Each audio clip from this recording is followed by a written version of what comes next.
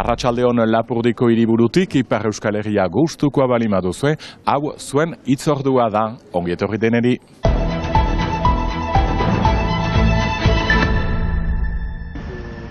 Ikastegietan sexu indarkeria jasantzuten amekalagun kesu, salaketa formala eman dute, jendarmeak 20 biktima inguru entzun dituzte jadanik, Uztaritze, Izpura eta Domentxineko zenbait eskoletan gehiegikeriak jasantzituzten.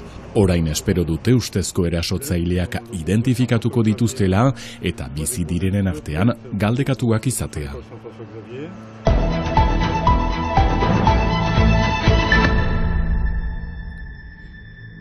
Hemen ere Ipar Euskal Herrian bizitegien gaia biziki minbera da, bortzetxetik bat udako etxea da eta metro karratuaren prezioa gerota gorago.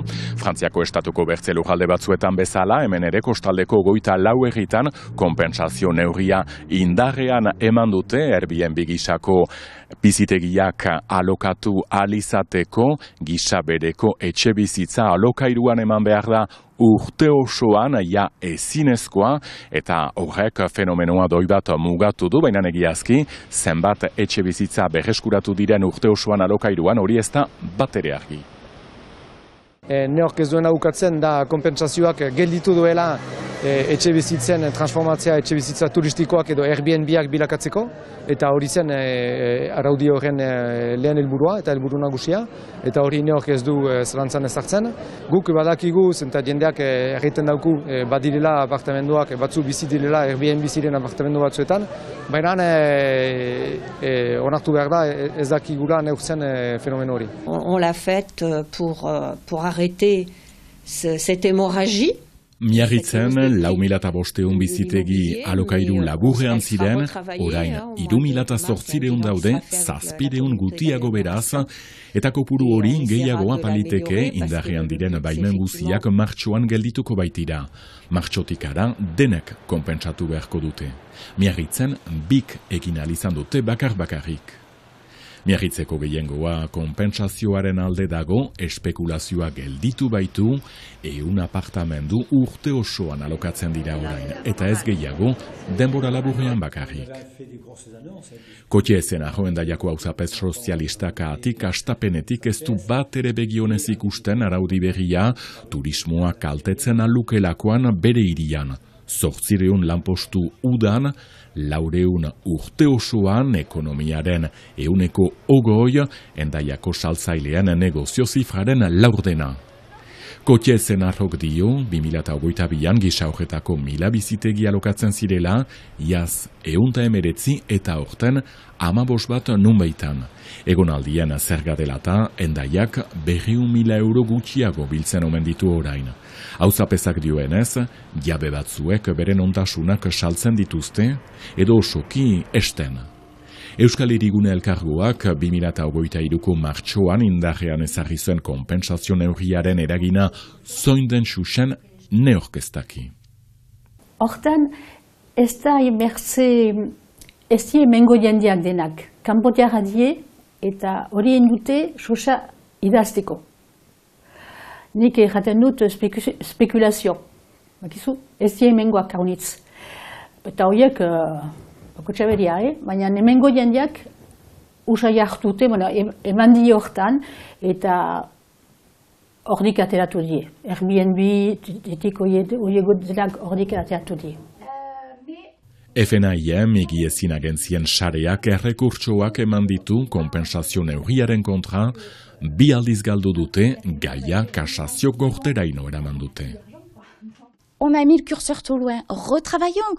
Elegiteak legezkoak dira, tresna bada, okupazio ilegalak ez egiteko, egiazki ez da konpentsaziorik egin ezinezkoa baita. Airbnb hemorragian gelditu behar zen, baina ez molde hortan, elkarbizitza sustatu behar da turismoa ere bai.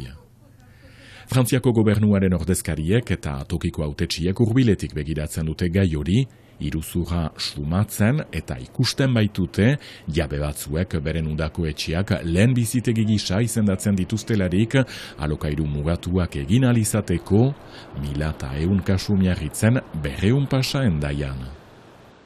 Segur da iruzurrak segitzen duela eta horregatik biziki importanta da kontrolak emendatzea eta iruzurra egiten duten jabeen kontra joaitea. Il y a un certain nombre de fraudes, je vous le cache pas. Nous avons un service qui lutte contre la fraude.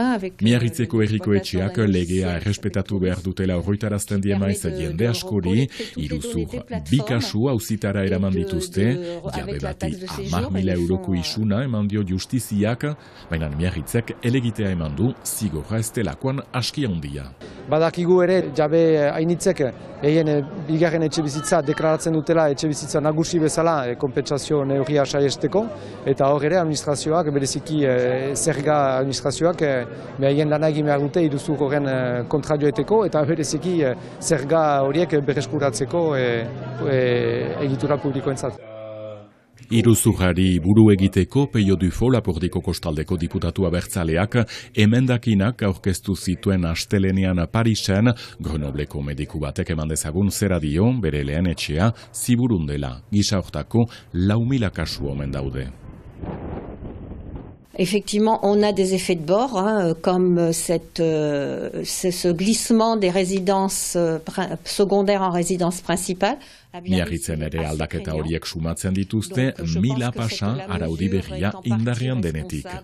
Egoera minbera da beti, alokairuak Lyon eta Marseillakoak bezain kario dira Baiona inguruan, kasik 13 euro metro karratua. Ikerketa baten arabera, Frantziako estatuan ikasleen 17 ikasketak uzten ditu bizitegirik aurkitzen ez dutelako. Eta orai ikusi beharko da, elduden martxoan 3 urte eginen du araudia aplikatzen dela, eta orduan bukatuko dira araudia aplikatu aintzin eman ziren etxebizitza turistiko baimen guziak, eta baimena berrientzat denek konpentsatu beharko dute, eta hor eragin oraindik handiagoa izanen du araudiak. Martxoan beraz, egoera argituko da, batzuentzat bederen, bertzalde martxoaren 14 eta 22an herriko etxeko hauteskundeak eginen direlata, egoera hobetzeko, herrian bizi plataformak 17 proposamen zehatz egin dizkie hautagaiei.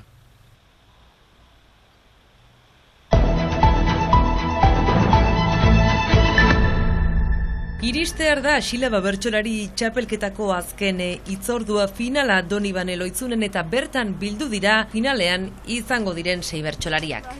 6kote honek argazki berri bat ekartzen du, ala belaunaldikortasunean, ala genero kopuruan ere, lehenaldikotz 5 emazte izanen baitira finalean. Astapenetik baginakien aurtengo finala bihurgune bat izanen zela, ikusiz parte hartzaile historiko batzu edo ez direla gurekin aurtengoan. Baina hainbesteko aldaketa ere holtzan nik uste gutxik espero ginoela, edo bai badakigu emazteak bazutela aukera finalista izaiteko, baina biziki kartel edera egonda azkenean, eta horrek erakusten du ekosistema bat eta bertso munduan nunbait iparraldean osasun honean dela, eta uste dut hori dela final honen irudia, ikustea zenbat emazte sartu diren, badirela gazteak, badirela 40 urteko pertsonak ere, eta aniztasun hori seinale ona baizik ez da.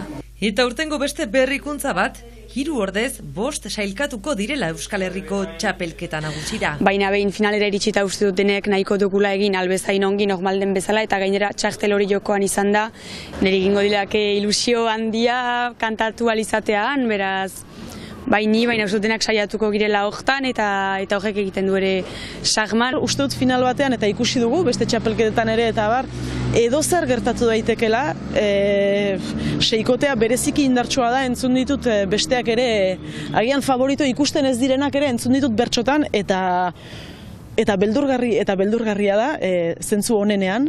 Txapeldunaz gain txapel emailea ere izaten da finaleko protagonistetako bat, aurten Maialen Iribarren izanen da txapel emailea, lehen bertso eskolen sortzean parte hartu zuen, eta Xinaurri lanean ari diren guztiei eskainiko diela txapela aipatu du. Euskararen beste ere izanen dela nabarmendu dute, eta inoizko finalik jendetsuena izatea espero da.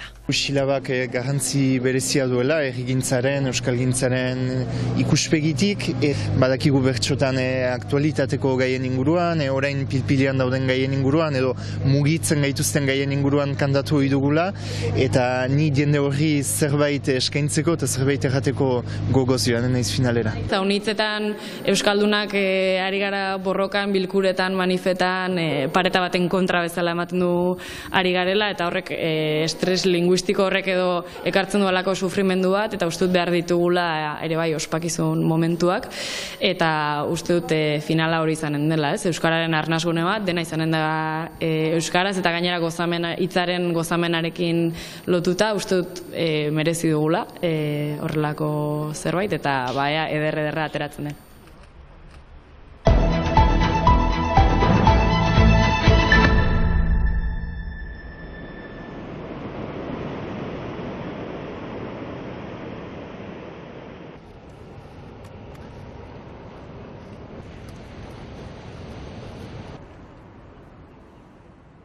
Jaun Andereako naino gaurko emankizuna gu bagoaz, baina bihar emanaldi berezia eskainiko dizuegu hemen Euskal Telebistan, Baionako Gaskoi Akademiak 100 urte betetzen baititu aurten. Bihar arte.